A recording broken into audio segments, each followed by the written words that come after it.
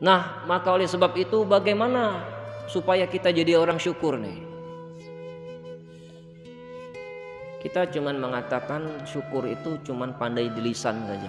Alhamdulillah dapat rezeki. Alhamdulillah badan sehat. Alhamdulillah anak bini sehat. Alhamdulillah sudah punya rumah. Alhamdulillah sudah punya kendaraan. Alhamdulillah sudah punya usaha. Nah, bagaimana rasa syukur kita itu memang benar-benar kita implementasikan dalam kehidupan kita sehari-hari. Kiat bagaimana kita jadi orang syukur? Satu, hati harus meyakini bahwa setiap nikmat apapun yang ada pada diri kita itu datangnya dari Allah. Wa ma bikum min ni'matin faminallah. Tiadalah kenikmatan yang ada pada diri kalian itu sesungguhnya datang dari Allah. Kalau hati ini telah mengakui bahwa seluruh nikmat apapun yang ada pada diri kita itu berasal dari Allah, tiadalah mungkin orang yang punya prinsip bahwa kenikmatan itu datang dari Allah tidak mungkin sombong dengan nikmat itu. Karena nikmat itu titipan.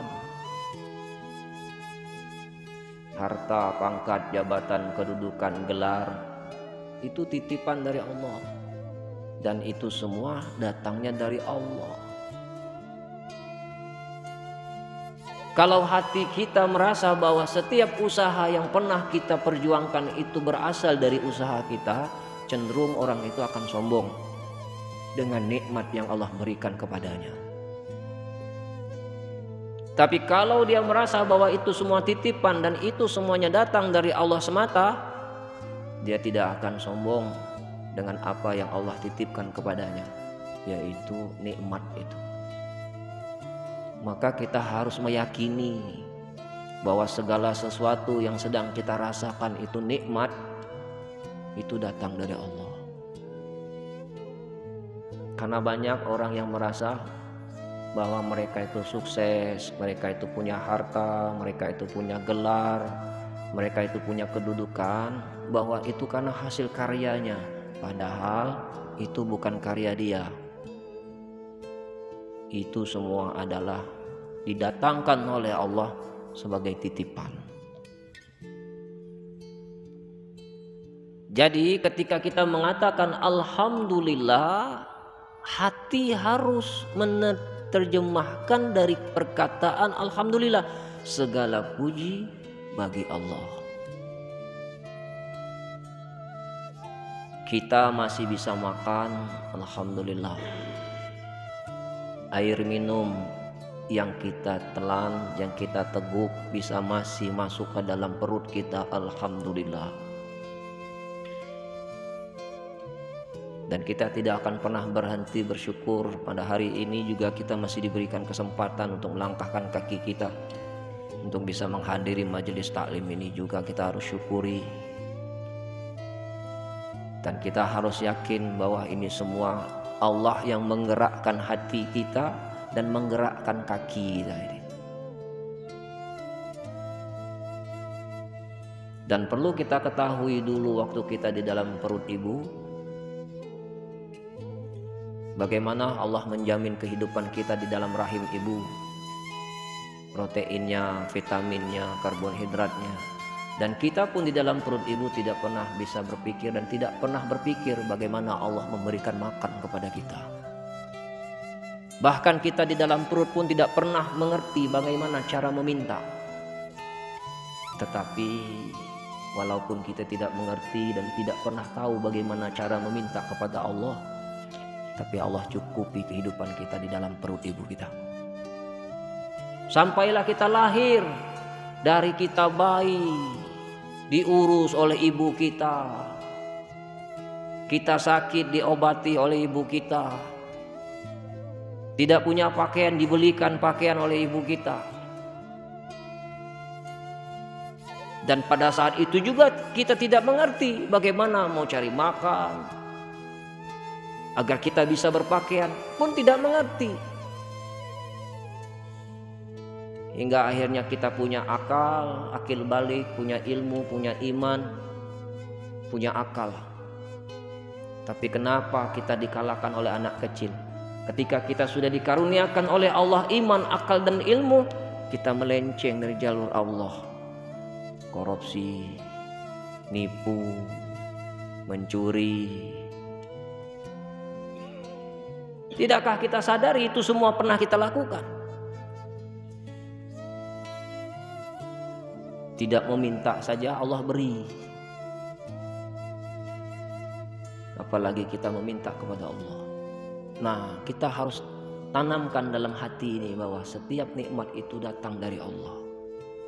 Termasuklah kita ketika kita menggarut, di bagian kulit kita ada yang gatal, kita garut dengan begitu nikmat, itu juga nikmat dari Allah. Dan kita juga tidak pernah bisa bagaimana kita mengurus diri kita ini sendiri kalau tidak Allah yang mengurus kita, memelihara kita, melindungi kita. Apa yang kita bisa urus atas diri kita nih Bapak Ibu? Paling gosok gigi, ada mandi, potong kuku, potong rambut kalau laki-laki, bersihkan kumis, potong jenggot. Paling begitu-begitu saja. Yang urus jantung kita, yang urus paru-paru kita, yang urus ginjal kita, yang urus empedu kita, lambung kita, otak kita, mata, telinga, kapasitas air mata kita, kapasitas air liur kita. Itu siapa yang menjaga itu semua? Apakah Bapak Ibu bisa menjaga kapasitas air liur kita ini? Apakah Bapak Ibu bisa menjaga kapasitas air mata kita? Kapan air mata itu keluar? Ketika menangis. Bayangkan Pak, kalau seandainya air liur kita ini tidak dijaga oleh Allah. Repot Pak gitu Pak. Pakai tisu, dikit-dikit keluar, dikit-dikit keluar, dikit-dikit keluar, belap. Habis tisu. Bayangkan, yang mengatur kedipan mata ini siapa? Bapak pernah itu enggak kedipan mata kita berapa ratus kali dalam sehari? Dan tanpa kita sadari dia berkedip dengan sendiri dan berkedip secara otomatis, tidak ada yang kita lakukan. Jadwal kita buang air besar juga Allah yang atur, betul tidak? Sekarang ibu tidak mau buang air besar, bisa tidak buang air besar sekarang? Tidak bisa, ada yang ngatur jadwal kita buang air besar. Kalau tidak pagi sore, yang atur kita mau pipis juga Allah yang atur semuanya. Jadi kalau kita melihat betapa sayangnya Allah kepada kita, tidak pantas lagi kalau kita ini tidak bersyukur. Kita lihat istri kita masih ada di samping kita tidur. Alhamdulillah ya Allah. Istri kawan laju, tidur sendiri, makan sendiri, nyuci sendiri. Kita bangun masih ada istri di sebelah. Alhamdulillah, kita syukuri.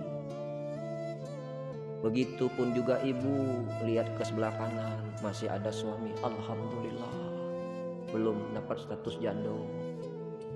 Kaget kalau suami kita telah meninggalkan kita dapat gelar baru, janda. Suka tidak suka, kita harus menerima kenyataan, karena pasti cepat atau lambat di antara kita dengan istri kita, siapa yang duluan jadi duda, siapa yang duluan jadi janda. Jarang Pak mati serempak, pasti ada yang duluan. Kalau mendak kita, istri kita. Nah, selagi masih ada, syukuri. Jangan galak sering bebalah, jangan sering saling curiga, berbaik sangka. Jangan terlalu cemburu dalam hidup ini. Lah tuh, dia nak cemburu lagi.